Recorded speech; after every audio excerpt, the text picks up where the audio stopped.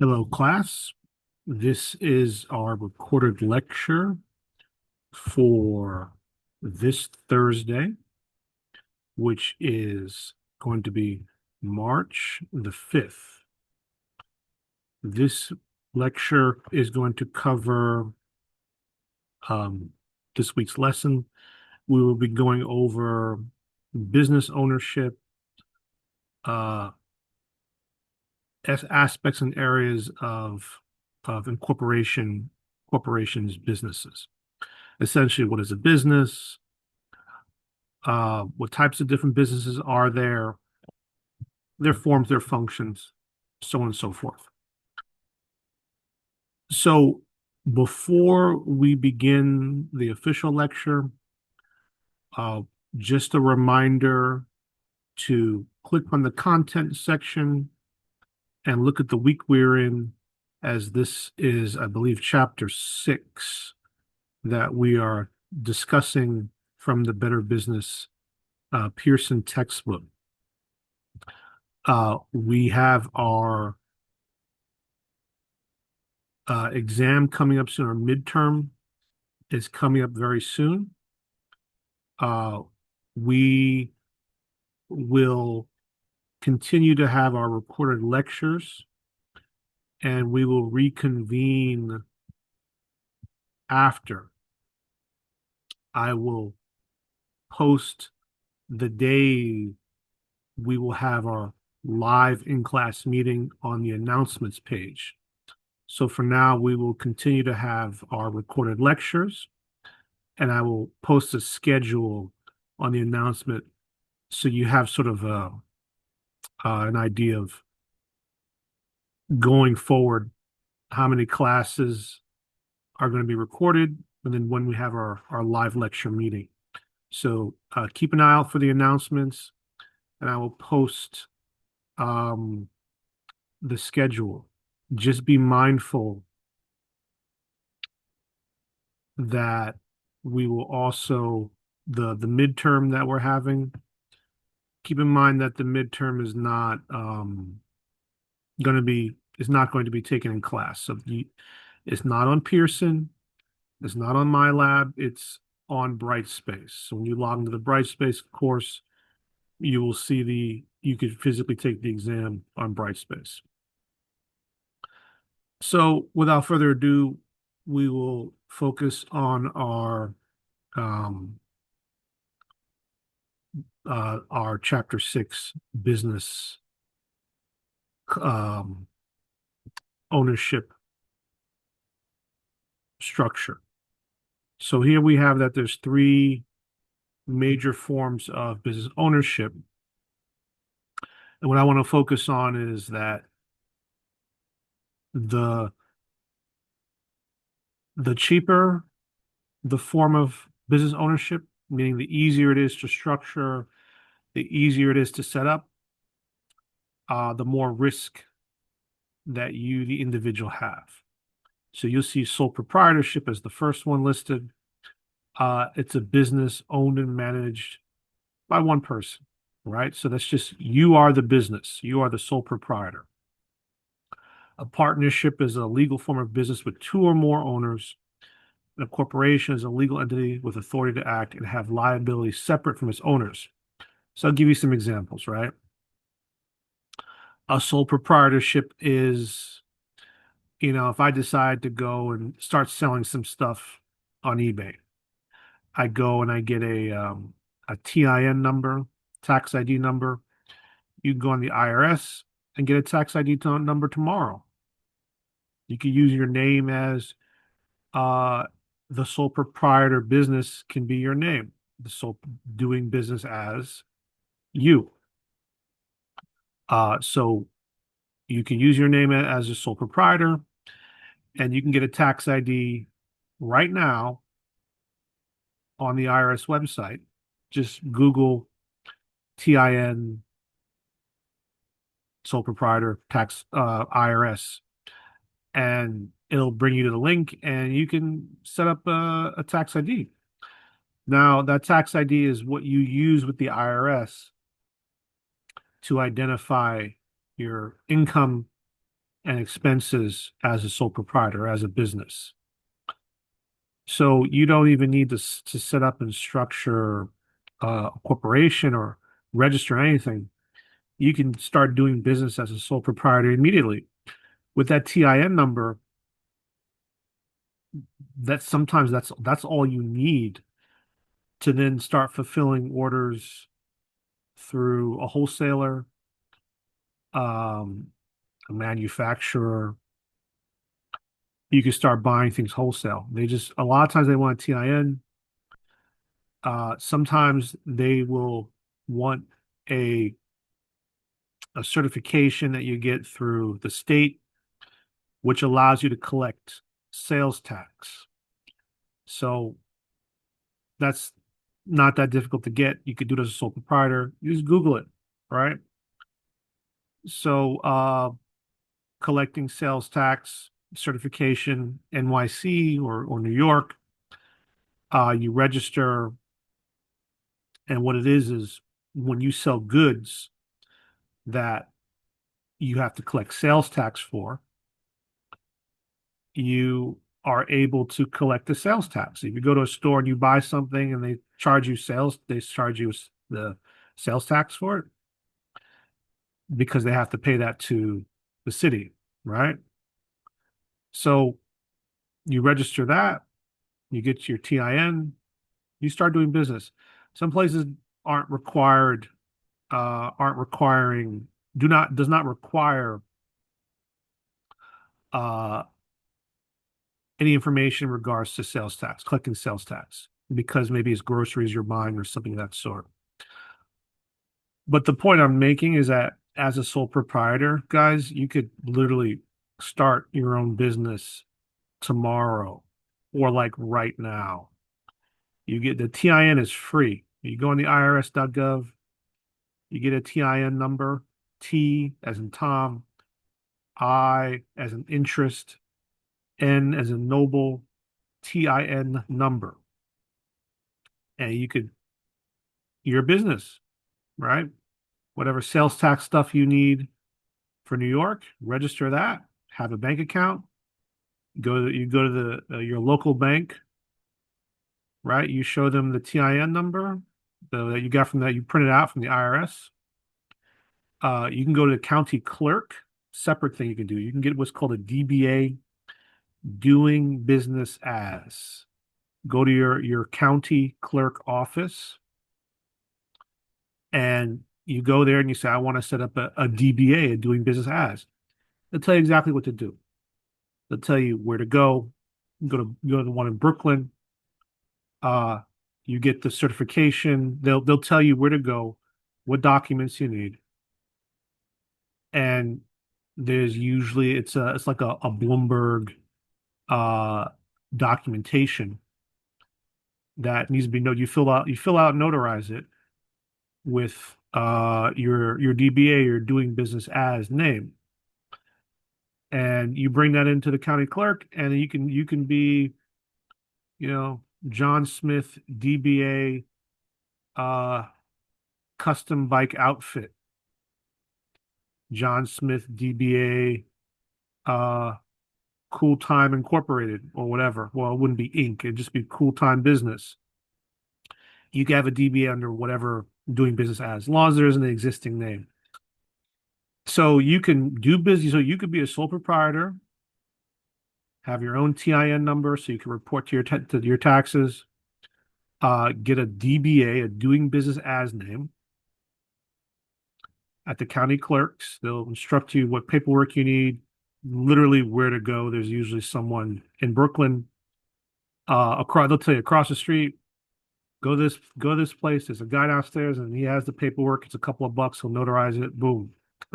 You fill it out, you bring it in, and then whatever the DBA fee is, I don't remember what the fee is, 100 something bucks or whatever. And now you have a DBA. You could do business under this name legally. You have a TIN number to report your taxes to. Your Social Security, it's like a Social Security number as a business owner. And you have and you can, if you're selling products that require sales tax, you register that with New York, and now you have everything you need, right? You can go to any merchant, any wholesaler, and they'll request those things from you, right? They'll say they need a TIN number. They may require sales tax information from you. That's it, right? And you obviously need a business account. So if you go to a bank, bring the TIN number. They may require one other form of identification, and you can set up a sole proprietorship under your name or under the DBA that you just registered. Bring the DBA paperwork so they can register under your DBA. Whatever the minimum amount that's required to keep that account open, you now have a business account. Now you can buy stuff wholesale. You can talk to manufacturers. You can talk to wholesalers. You could buy and sell stuff on Amazon or eBay or however you want.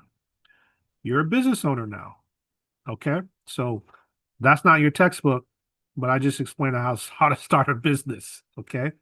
As a sole proprietor, you could do that tomorrow. Now, if you want to set up a corporation, uh, that requires paperwork, right? You're establishing a corporate entity. I think there's a company called LegalZoom. They do that for you. They literally like you fill it out online, they automatically set up a corporation for you. Again, you go on the IRS website, you can get a TIN number for your corporation or whatever business, a LLC, whatever business you set up. And there you go, right? And it's a little more complicated. So what's the difference between sole proprietor, a corporation? The difference is as a sole proprietor, you have no protection, no legal protection, right? So if you goof up and someone sues you, your personal assets are on the hook for a lawsuit, right? Obviously, as a business owner, sole proprietor, you should get some sort of business liability insurance. That's called liability insurance for as a business owner, depending on the type of business you do, right? Uh, can be expensive, can be inexpensive. It depends the type of business you do. Likewise, as a corporation, is different, right? So the corporation is its own legal entity and it has its own authority to act and it has a liability that's separate from its owner. So if you're doing business through the corporation is the one that's handling the business, right? You're doing business with the corporation, right? You don't go to McDonald's and you don't talk to the CEO, you don't talk to the shareholders. You do business with McDonald's. This is his own business. If you sue McDonald's, you're suing the corporation. You're not suing an individual. But if you're a sole proprietor, I sue you. Okay. So really easy to set up a sole proprietorship. Really easy to start it, really easy to get your feet wet into starting a business, running a business, uh, talking to wholesalers to buy and sell things.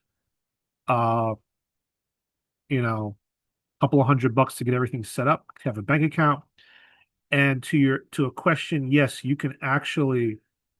uh you can actually change. So for example, if you're a sole proprietor, you want to change your business over to a corporation, you can do that, right? So if things are kicking off and you're making money and the business is picking up and you want to change to a corporation or a different type of entity, you could do that. I would at that point maybe seek some legal professional advice in proceeding to do that. You could do your own research and find out how to do that. You know, I would talk with your accountant or your tax advisor in regards to the change as well. Many times they're versed in understanding how to process or help you with that, doing that.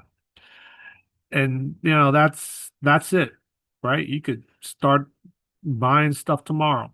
Now, keep in mind, certain wholesalers, middle merchants, they may require certain things, right?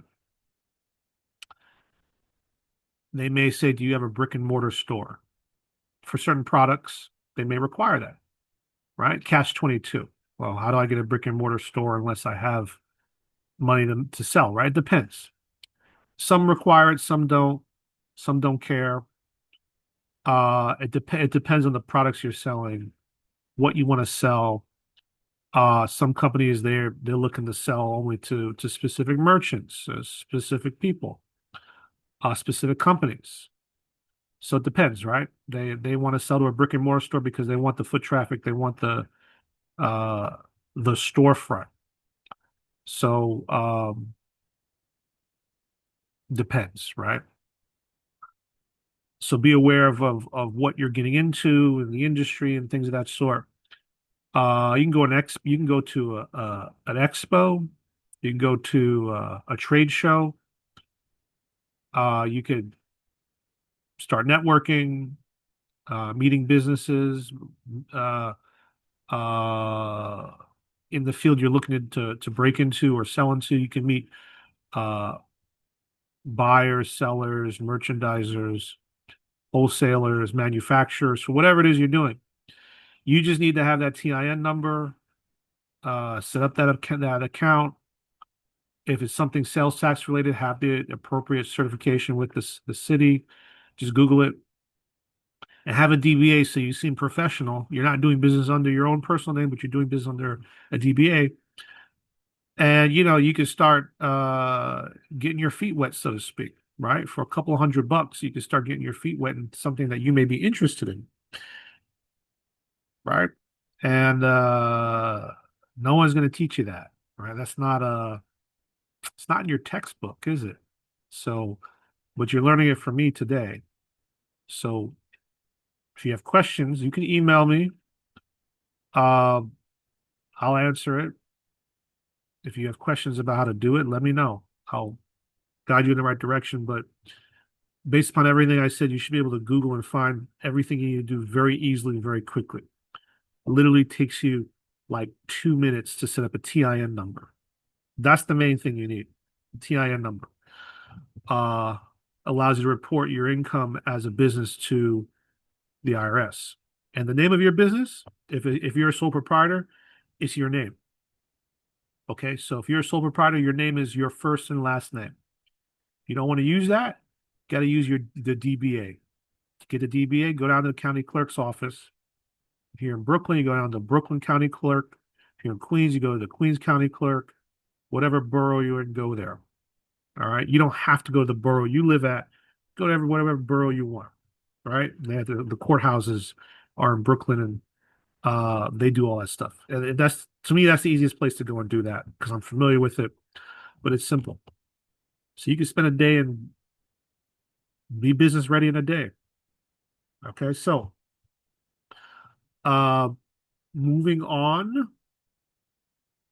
Uh Although corporations make up 20% of the total number of businesses, they earn 81% of the total receipts. Sole proprietors are the most common, but they earn only 6% of the receipts. That means that there's way more sole proprietorships out there, but most of the revenue is being done by corporations.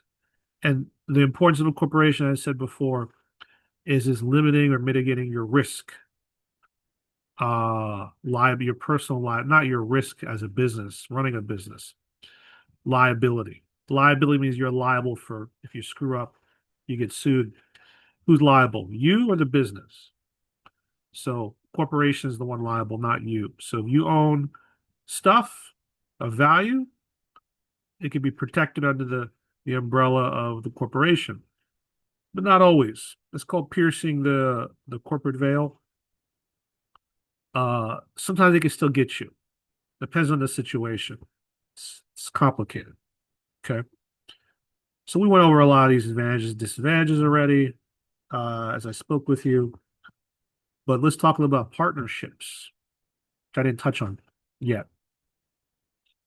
Sometimes you'll see that where you'll see like a dental office or a doctor's office or uh, uh, a practitioner's service where there's more than one individual, like a law firm, and there's more than one individual involved in the practice.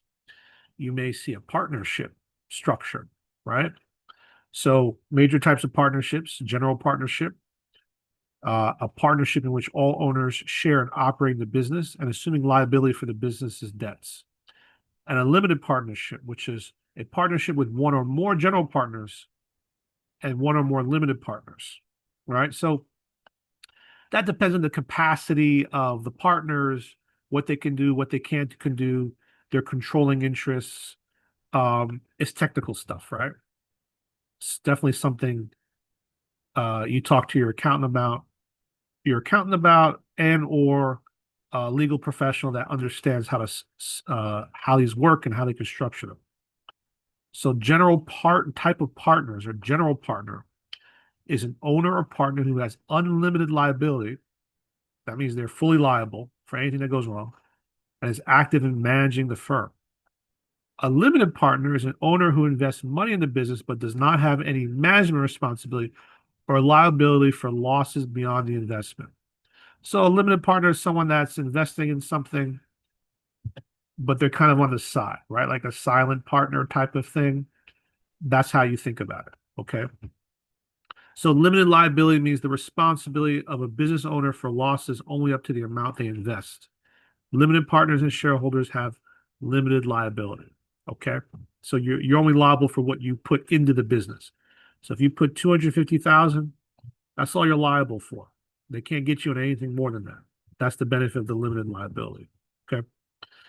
So other forms of partnerships, master limited partnership, a partnership that looks much like a corporation.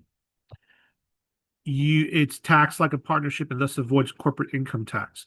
You will see drilling operations, sometimes a drilling operation for drilling for oil, natural gas, or resources.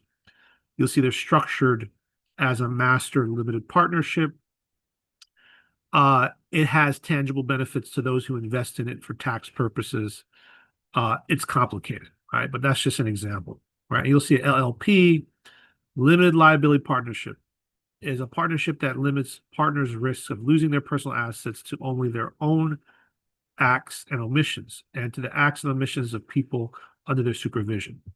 So we spoke about limited liability, and that definition is here, right? The responsibility of business owners for losses only up to the amount they invest. So these partnerships and these corporate entities can become very complicated, very convoluted, and there's laws and things and specifics to so what their benefits are. Usually, it's based upon the type of the nature of the business, right? So I use MLP as an example for a drilling operation, LLP for like a law practice. You'll see those acronyms sometimes at the end of certain businesses. Okay, so these are advantages and disadvantages. Let's see. Let's go over corporation types. Okay, let's see. So one of the primary corporations you'll see is a C corp. This is like the main corporation. Most of the major businesses you see are C corporations, standard conventional corporation. Uh, the benefit of corporation allows you to have shares in the business, right? So if you want to raise money, take your corporation public, uh, you have a C corporation. You can't really do that with a sole proprietorship. So one of the benefits to corporations is for raising capital, sharing the ownership, and limiting liability, and having the corporation itself be liable and responsible for anything that happens. Okay. And these are different types of corporate types, right? Alien corporations do business in the United States but are chartered and incorporated in another country. Domestic corporations, which are corporations incorporated locally. Foreign corporations do business in one state but are chartered in another. This has to do with state-to-state business. Closed corporations have stock that is held by a few people and isn't available to the general public. Open corporations sell stock to the general public. Quasi-public corporations are chartered by the government as an approved monopoly to perform services to the general public.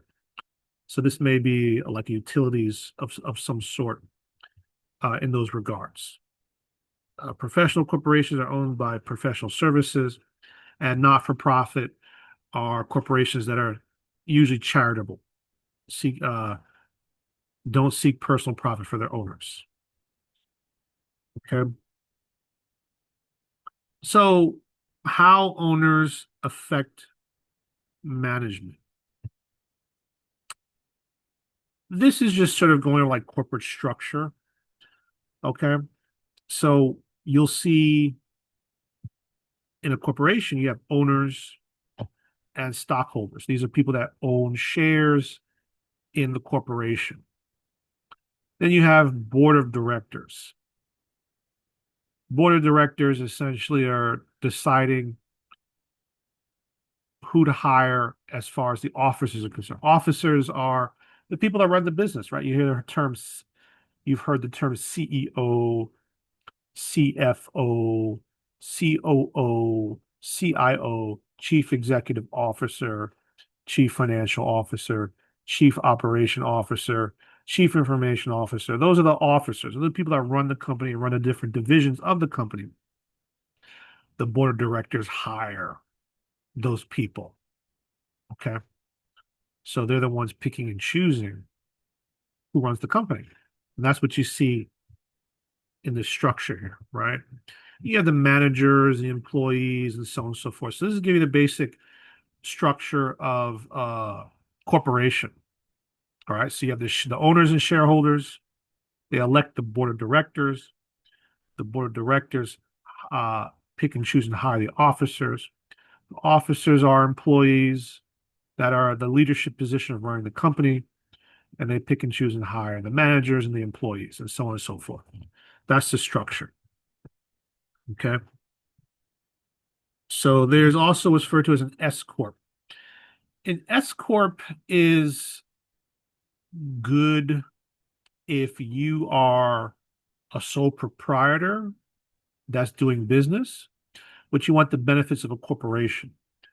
Uh, Not to get too technical, but from a tax standpoint, it could be beneficial for an individual to have an S corporation versus a C corp.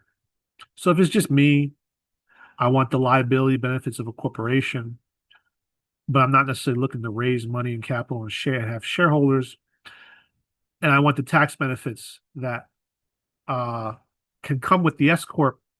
That would be a better option. Okay, so if you're a sole proprietor looking to sort of transition to a corporation, using S corp is the better option. Okay, LLCs. You see these often. You'll see real estate. They'll have an LLC, like a holding corporation. So LLCs are similar to S corps, but without the special eligibility requirements. So the advantage of LLCs is you get the limited liability, with the choice of taxation, which is important. C corps don't have the benefit of choice of taxation. They're oftentimes referred to as being double taxed. That's the term you'll hear. Flexible ownership rules, so on and so forth. Disadvantage of LLC is no stock or ownership is non-transferable. Fewer incentives, taxes, and paperwork. Again, these things can be complicated. I will say that for LLC, when you have shareholders in LLC, you do have the flexibility to sort of designate, not shareholders, when you have owners in LLC, you have powers to, let me just put it this way. It's very flexible. Okay. You see, it says flexible ownership rules is very flexible. You could do some very interesting things, right? I could give you 99% ownership of the business, but I can give you 99% control of the business, but you only own 1% of the business, right? You could do things like that. So, and you can do the opposite, right?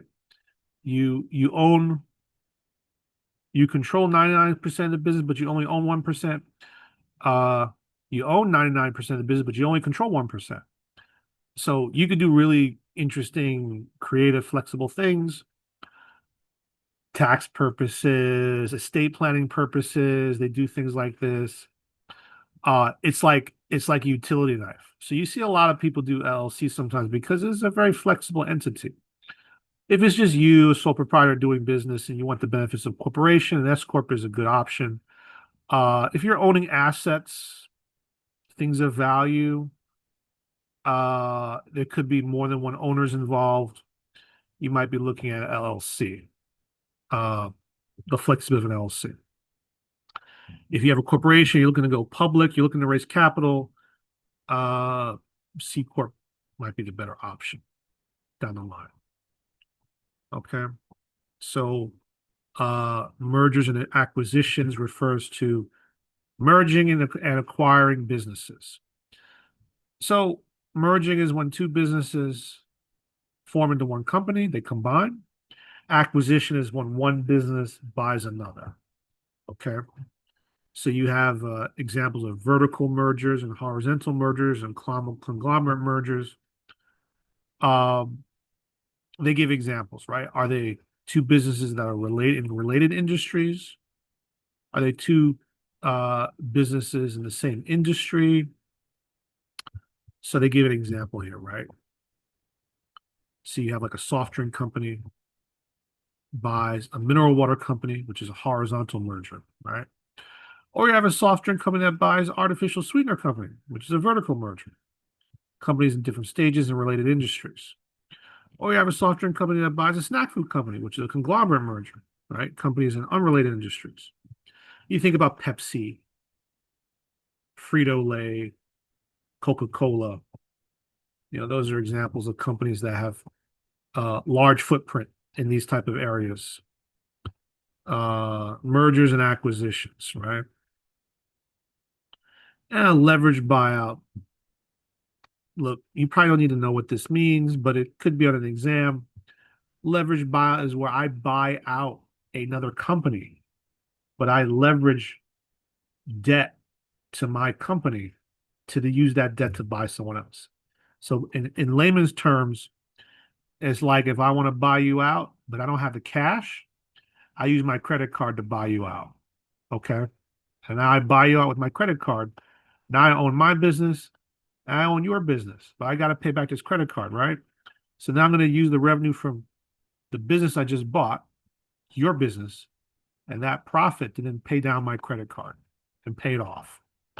That's the strategy of an LBO leveraged buyout. Okay. Um, Investment banks love that because where are you getting the money from, right? Where are you getting that LBO money from? You're getting it from banks. So they're all about that type of stuff. It could be very effective, right? You don't have the capital to buy a business. The bank can lend you the money.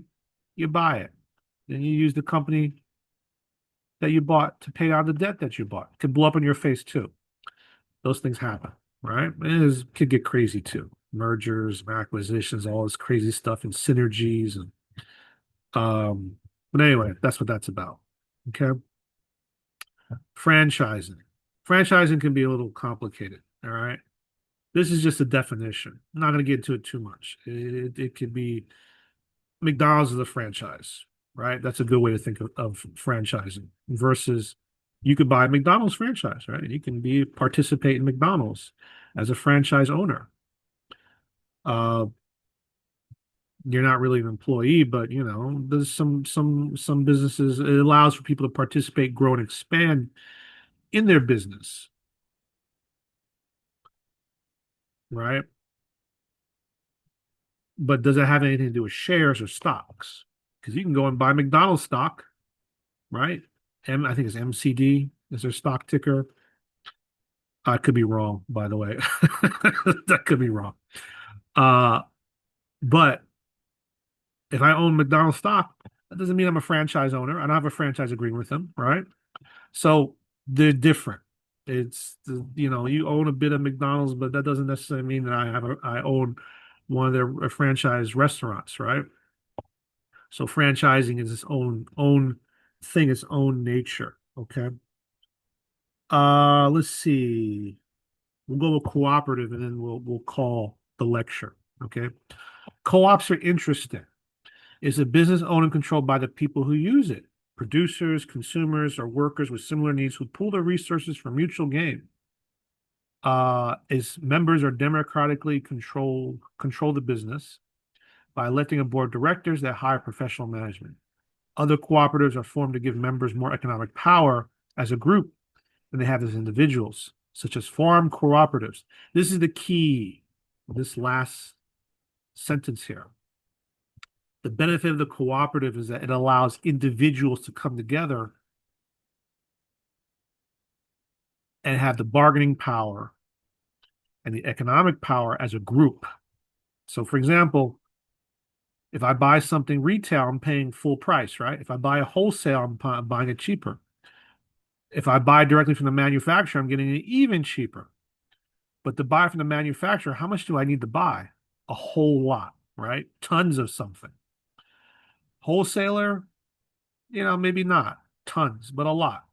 And then I sell a retail to you, buy one or two and you go home, right? That's how that works. So a farmer, it can be difficult. But if we have a cooperative of farms, maybe we can buy shared resources together from a manufacturer directly, cheaper, right? So cooperatives allow individuals to come together and partake in shared resources on a wholesale level or manufacturing level, price wise. The key to cooperatives, or I should say this, an important point with a cooperative is that it gives you buying power. It gives you scales. It gives you purchasing power, right? Give an example, another example. You go to a car dealership and you buy a car, right? You're paying MSRP, the retail price of that car. Those dealerships get the cars where? They get it from the manufacturer, right? Can you buy it directly from the manufacturer? Well, in America, the dealerships have really lobbied to sort of not let you do that, right? You got to go through a dealership. But imagine if you could. Imagine if you went directly to Toyota and said, I want to get a car right off hot off your factory.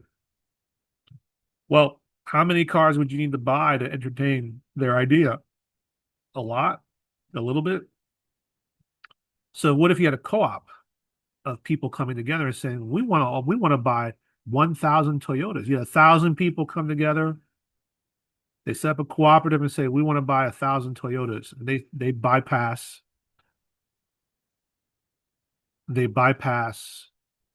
uh the middleman. They bypass I can't remember the name now. I just said it, but you know what I'm talking about. They bypass them, right? So you're not paying MSRP, you're not paying retail price now. You're paying the cost of what Toyota sells their product to the dealership. The dealership, that's who I forgot. Right. So now you're getting a Toyota not for a retail price, you're getting it for the price the dealership pays for, it. Maybe even cheaper. Are they buying 1,000 Toyotas? Probably not. Right. So imagine you go and you negotiate with Toyota. I want to buy 1,000 Toyotas. They give you a really great deal. Then you get your cooperative gets 1,000 Toyotas, and then you distribute those 1,000 Toyotas to the 1,000 people who are belong to the cooperative. And together they're all paying a much, much, much cheaper price for the Toyotas or whatever car, right? That's the benefit of that's the theory and the benefit of a cooperative is that a group of people who have a shared interest can pull their economic power together to get better bargaining prices for things they all intend to use or need. So imagine you go to a farm and you say, I want to buy a whole cow. I want to buy 5 cows, right? And you buy a whole cow of 5 cows, and you get it turned to beef, and you distribute that beef to everybody for way cheaper than what you buy at the supermarket, right? That's kind of the same idea. It's cheaper, right? So that's the benefit of a cooperative. You don't see a lot of them. I guess Americans are too self-absorbed with their rugged individualism and their freedoms to realize that if they engage in more cooperative business, they can cut out a lot of middlemen, work together, and save a lot of money. But I guess that's not important, right? But anyway, keep your eye on the cooperative. Think about it. Uh, it's clever. It's a very clever way for individuals to have shared economic negotiating power if everybody wants the same thing. So imagine you buy a $50,000 Toyota for $25,000, and everybody in that cooperative put $25,000 into the business, and you all negotiated on behalf of director or board or whoever negotiated on behalf of Toyota, and everyone gets a $25,000 Toyota instead of a $50,000 one because you did it through a cooperative. Now, the dealerships probably would ban that or fight that because of their lobbying, but I don't see how that doesn't seem illegal to me, right? Why wouldn't you be able to do that? So, hey, I don't think they might be blocked. I think they're blocked that, but I don't know. But there's a lot of other industries that don't do that, that don't block it. You can come together and buy stuff. You could literally have a neighborhood, a cooperative for your groceries, which you see like a food co-op for groceries. You can go to the farms directly, negotiate, barter, you know, get your produce cheaper. That's kind of where the idea of the food co-op comes into play as far as its existence. But you'd be surprised, you know, you could get stuff that's normally expensive if people are willing to share. If people can work together in harmony, you'd be surprised what they could do. But people can't work together in harmony, so that's why they don't get stuff done. All right, so that's the ends the lecture for today. Uh, keep an eye on the announcements for when we have virtual classes like today and when we have live classes. So take care, everybody.